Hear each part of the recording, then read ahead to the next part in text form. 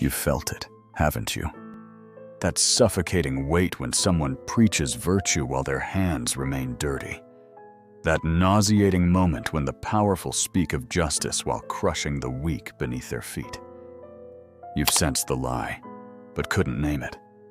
It's in the politicians' tears for the poor, while their policies create more poverty. In the CEO's speech about values, while they poison rivers and destroy lives.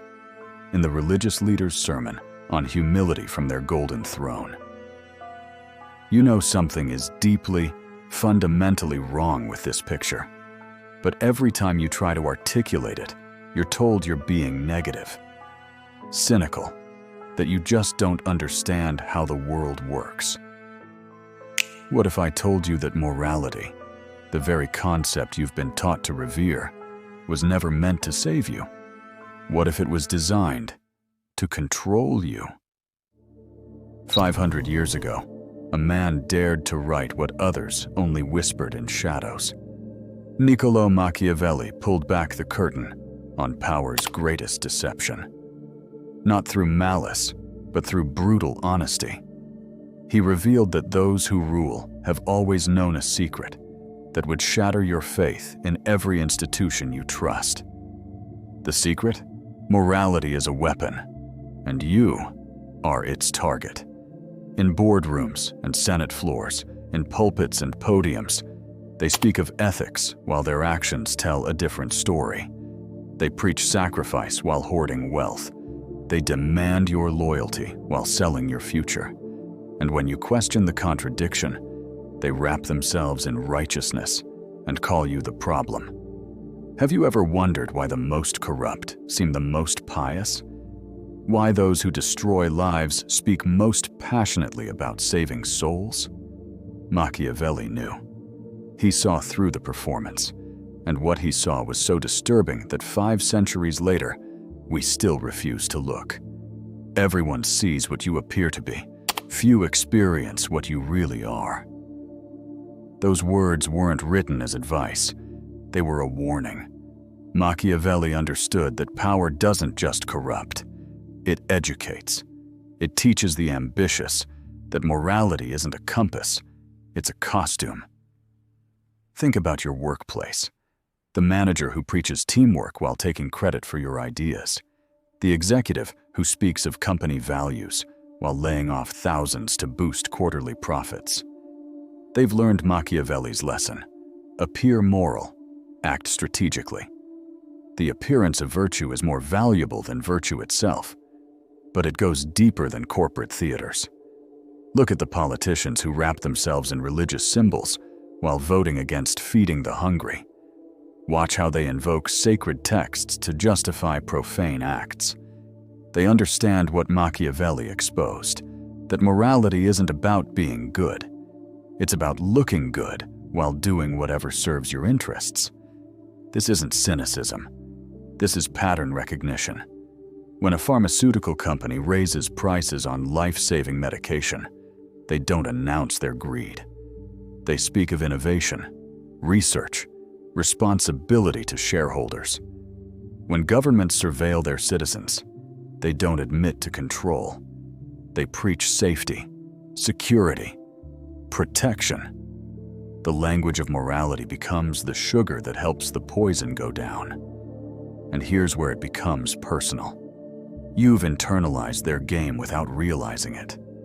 Every time you've silenced your instincts because it wasn't nice. Every time you've accepted mistreatment because confrontation wasn't professional. Every time you've watched injustice and stayed quiet because speaking up wasn't appropriate. You've been playing by rules designed to keep you powerless. Machiavelli wrote, "The prince not to create tyrants, but to expose them." He showed how those in power use moral frameworks like chess pieces, strategically, temporarily, disposably. While you bind yourself with principles, they bind you with your principles. Consider the modern workplace. We're a family here, they say, knowing families don't fire each other for profit margins. Your well-being is our priority, they claim. while designing schedules that destroy your health. They've mastered Machiavelli's art, using your values against you. Your loyalty becomes their leverage. Your empathy becomes their excuse. Your desire to be good becomes the chain they never have to forge. The cruelest part? They've convinced you that questioning this system makes you the immoral one, the selfish one, the difficult one. They've weaponized your conscience against your interests, and every time you feel guilty for wanting more, for questioning the narrative, for sensing the lie, their system is working exactly as designed. You're not crazy. You're awake. That discomfort you feel when powerful people preach values they visibly violate? That's your soul recognizing the performance. That rage when corporations destroy communities while advertising their compassion. That's your instinct detecting predators in sheep's clothing. That exhaustion from trying to be good in a system that rewards the ruthless. That's your spirit suffocating under false morality. Machiavelli didn't invent this game. He simply had the courage to describe it. He saw that those who succeed in power understand a fundamental truth. Morality is a tool, not a truth. It's a language spoken to the masses, not a law followed by masters. And while you've been trying to be good, they've been learning to look good while being effective. This isn't an invitation to become them. It's permission to see them, to understand that your feelings of betrayal are justified, that your sense of living in a rigged game is accurate, that your exhaustion from trying to follow rules that your rulers ignore is not weakness, it's wisdom. The manipulation isn't just in politics or corporations, it's in every relationship where someone uses your values to control your behavior. Every friendship where your generosity is expected but never reciprocated. Every family dynamic where your boundaries are called selfish, but their demands are called love. The patterns are everywhere once you learn to see. Men are so simple and so ready to obey present necessities. Machiavelli understood that most people would rather believe a comfortable lie than confront an uncomfortable truth. That's why the powerful can preach water while drinking wine. They know you'll focus on their words, not their actions. They know you'll police yourself harder than they ever could. They know your need to be good is stronger than your need to be free. But what happens when you stop playing their game? When you realize that the morality they preach is just another lever of control? When you understand that your guilt is manufactured, your shame is programmed, your self-limitation is their greatest victory, you start to see the strings. All of them. Here's what Machiavelli really taught us.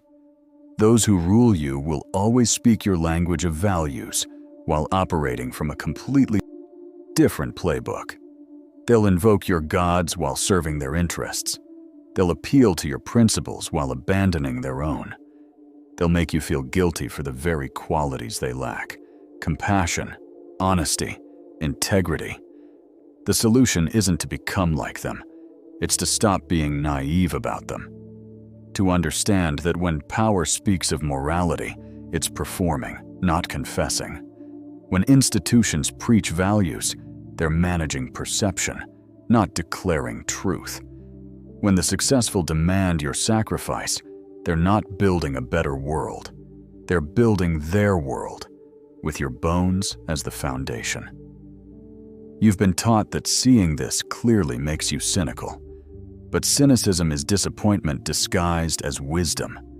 What you're experiencing is clarity, the ability to see the performance for what it is, to recognize that the powerful have always used morality as a weapon against those naive enough to treat it as a shield.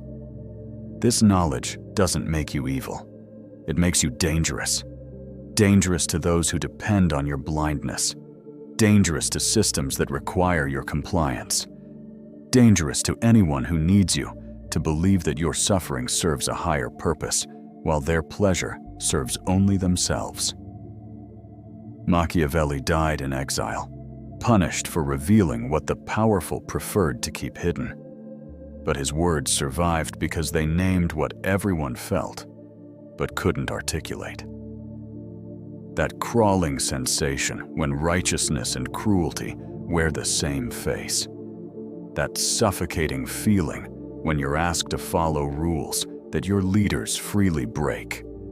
That maddening disconnect between what they say and what they do. You're not imagining it. You're not too sensitive. You're not asking for too much. You're simply seeing what was always there. A game where morality is a tool used by those who have transcended its restrictions to control those who haven't. The question now isn't whether you'll become like them. It's whether you'll continue to be used by them. Whether you'll keep binding yourself with chains they've convinced you are virtues. Whether you'll keep playing a game where the rules only apply to you. The lion cannot protect himself from traps, and the fox cannot defend himself from wolves. One must therefore be a fox to recognize traps, and a lion to frighten wolves. Perhaps it's time to stop being prey, not by abandoning your values, but by understanding how they've been weaponized against you. Not by becoming cruel, but by becoming clear. Not by joining their game, but by refusing to be a pawn in it. The powerful will always preach morality while practicing strategy. The question is, how long will you keep confusing their sermon for truth? The answer is entirely up to you.